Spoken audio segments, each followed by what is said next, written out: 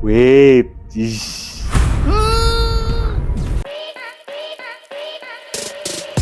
Bobo Boy 1, Bobo Boy 2, Papa Zola. Antara filem animasi terbaik Malaysia hasilkan.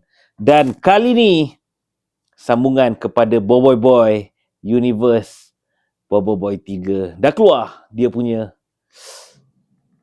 official teaser. Jadi jom kita saksikan cerita dia. Let's go. Weh, cantik gila lah tu. Monster. Aku tak pasti kalau aku mampu Weh, ikut visual semua. dia. Kuasa ni bukan lagi satu anugerah. Okay. Aku perlukan kuasa Volta. Kuasa warisan. Kuasa warisan. Keluarga aku. Tak sabar. Weh.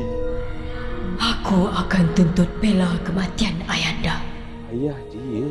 Walau apapun harganya. Wait. Ish.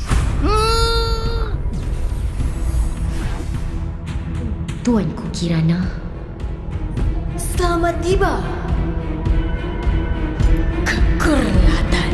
Kerlatan.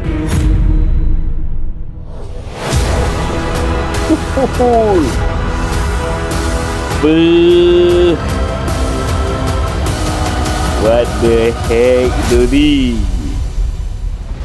Wish. Wih.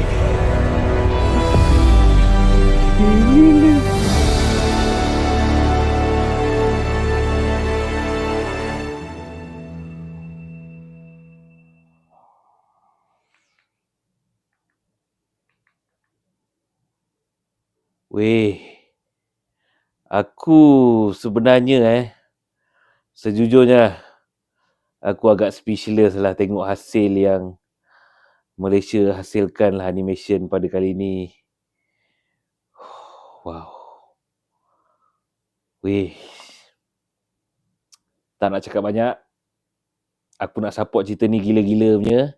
Aku akan bagi segala duit gaji aku ada je. Tak ada.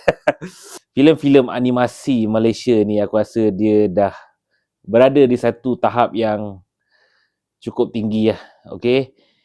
Dengan kita tengok dia punya teaser tadi pun dah tak tahu lah. Weh, aku respect gila lah yang geng-geng animation ni. Memang diorang tak tahu lah aku nak cakap. Aku tak sabar. Korang sabar ke tak sabar? Jangan lupa komen kat bawah ni. Okay?